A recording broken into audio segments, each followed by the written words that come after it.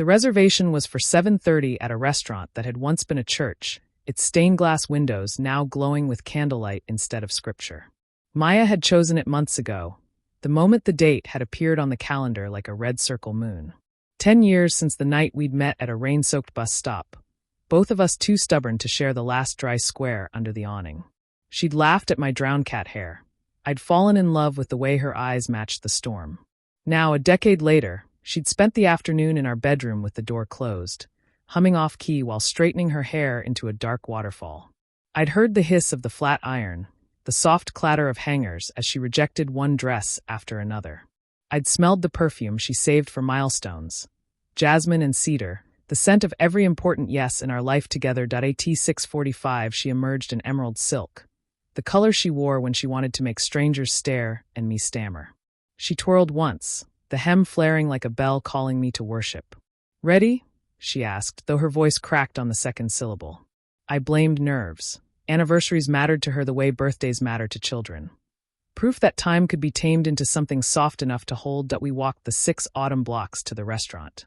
Our city had dressed itself in copper leaves and porchlight amber. She slipped her hand into mine, palm damp despite the chill. I thought she's excited. I thought, I am the luckiest man alive. The maitre d' led us to the loft table, the one that floated above the rest like a choir balcony. Maya had requested it specifically. She ordered champagne, Veuve Clicquot, the label we'd drunk the night I proposed. And when the cork sighed free she flinched as if it had been a gun. I raised my glass. "To decade one," I said. She touched her flute to mine, but her gaze skated past my shoulder toward the nave's peaked ceiling, as though expecting angels to descend and revoke our license to joy. That we talked through the first course about safe things. The new bakery on Elm, her promotion to senior designer, the cat's vendetta against the downstairs ficus. Each time the waiter appeared she startled, napkin leaping from her lap like a white flag.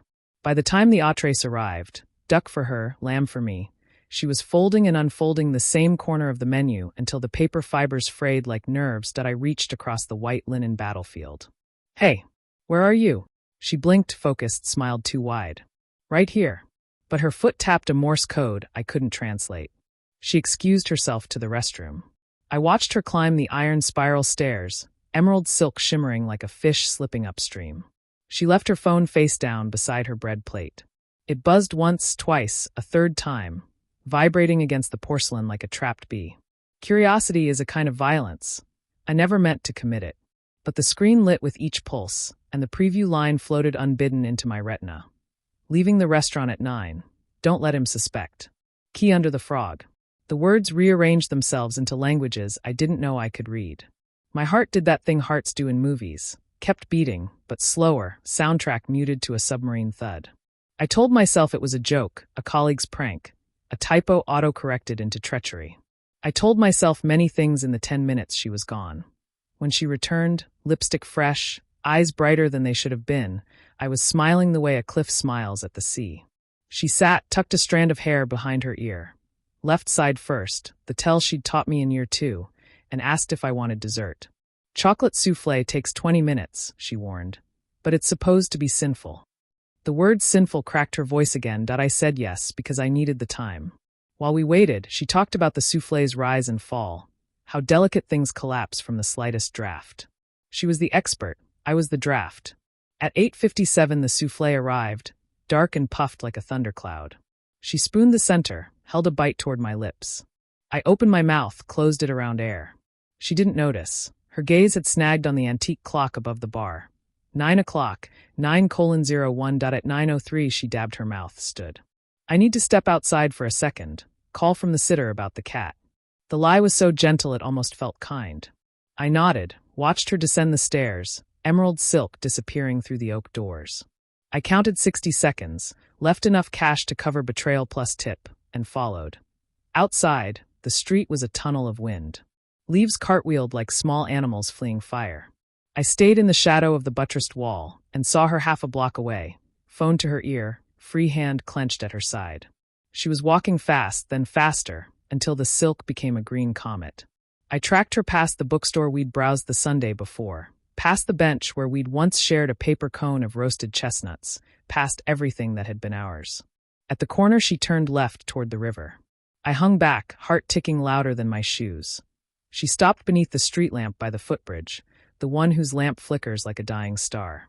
A figure stepped from the dark, tall, hooded, carrying nothing but urgency. They didn't embrace. That would have been easier. Instead, he handed her a small envelope. She took it with both hands, the way you accept an award or a diagnosis. He said something I couldn't catch. She nodded, pressed the envelope to her chest, then against her mouth. I saw the glitter of tears, or maybe just the shiver of faulty light. He touched her shoulder once, a gesture so tender it left a bruise on my lungs. Then he walked away, hood up, hands buried, as if he'd only been a thought she'd conjured and now dismissed. She stood alone under the stuttering bulb. Opened the envelope. Read whatever was inside. Folded it smaller, until it became a pill she could swallow or choke on. She chose neither. Tucked it into the secret pocket of her dress.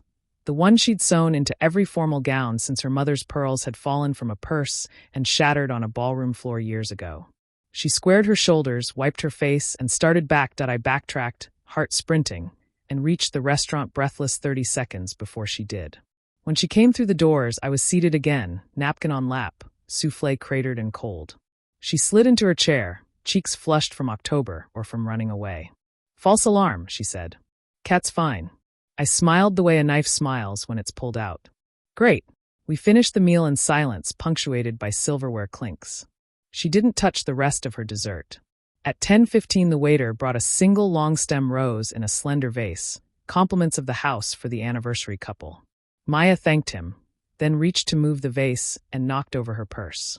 Contents scattered, lipstick, mints, a folded parking receipt, and her phone, face up now, unlocked, the screen still open to the voicemail app. A red one pulsed beside the folder labeled saved. She lunged, but I was faster. My thumb brushed the icon before she could slap the phone face down. The speaker crackled. Her eyes widened into black holes. A man's voice, the same I'd seen under the lamp. Soft, urgent, breaking. "I'm at the bridge. I know you said goodbye last month, but the doctors called today. Clinical trial's over. 6 months, maybe 8. I need you to hear this, Maya. I don't want to die without you knowing I fought to stay. If you change your mind, leave the restaurant at 9. Key under the frog statue in your garden. I'll wait until sunrise. If you don't come, I'll understand. Live your life." But I had to ask one last time. The message ended. The restaurant's candlelit hum returned. Other people's laughter, other people's forever. Maya's mouth opened, closed, a fish on the deck of a boat she'd never meant to board. I placed the phone gently on the white cloth between us. The way you place a loaded gun when you decide not to fire. She stared at it as if it might explode again. Her hands trembled, knuckles white around the rose stem. A thorn must have bitten. I saw a bead of blood bloom and fall onto the linen, a tiny red planet spinning away from its galaxy. "Say something," she whispered. I thought of all the words I owned. Accusation, pity, rage, mercy, and found none big enough. Instead, I reached into my jacket, pulled out the tiny velvet box I'd carried for weeks, the one holding a band of platinum and a single emerald that matched her dress. I set it beside the phone. The box clicked open like a small mouth gasping. "I was going to give you this tonight," I said. 10 years felt like a beginning. Tears welled, not dramatic, just salt water filling cracks. "It is," she said, voice the size of a seed. "But it's also an ending I didn't know how to tell you about." We sat while the restaurant emptied, votive candles guttering one by one. She told me about the man, Leo, college boyfriend, first love, the one who'd vanished after graduation to chase cures in remote labs. How he'd reappeared in July outside her office, gaunt, smiling the apology of the dying. How they'd met for coffee, then walks, then the afternoon at the art museum when she'd realized the space between friendship and betrayal could be measured in millimeters of oxygen. How she'd ended it twice, how he'd accepted, then begged, then disappeared again until tonight's message. "I thought I could outrun it," she said. "I thought if I filled tonight with enough us, the other timeline would collapse." I listened, strange calm rising, the way the ocean draws back before a wave. When she finished, I asked only one question. "Did you love him back, or did you love the ghost of who you were before me?" She considered, tears steady now. "Both. And neither. I love you, but I'm terrified of becoming the person who leaves a dying man alone." We paid the bill in silence. Outside, the city had gone quiet, storefronts dark, streets rinsed by wind. We walked home 6 blocks without touching. At the garden gate, The stone frog sat mossy and patient, mouth open in eternal surprise. She knelt, felt underneath, produced a small brass key. Held it between us like a coin for flipping. "I don't know what I'm choosing," she said. That I took the key, pressed it back into her palm, folded her fingers closed. "Then choose without me watching." I went inside, packed a week's worth of clothes, the cat yowling confusion. When I came back down, she stood in the foyer, key still clenched, eyes swollen but dry. I kissed her forehead, the way you kiss a child who's fallen and must decide whether to stand or stay on the ground. "I'll be at the lake house," I said. "Call when you know who you are." I left before sunrise. The road unwound like film from a broken reel, headlights carving tunnels through fog. Behind me, the bedroom window glowed once, her silhouette pulling the curtains, or maybe just the house exhaling. 2 days later, a text arrived. Sunrise came and went. "I'm still here. The key is under the frog. Come home when you're ready to talk about decade 2. I drove back that evening. We met on the porch, both of us older by centuries. She wore the same emerald dress, wrinkled now, a bloodstain on the hem where the rose had pricked. I carried grocery bags, eggs, coffee, the ingredients for a new recipe we'd never tried. We cooked side by side, not touching, speaking only of measurements and timers. When the souffle rose, we watched it through the oven glass, as if it might contain the rest of our lives. It didn't collapse.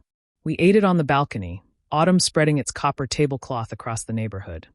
Later, in bed, she laid her head on my chest and whispered, "He left town." Said goodbye. I stayed to see if I could bear the weight of being the one who survives. I held her, felt the tremor run through both of us like distant thunder that decides not to become a storm.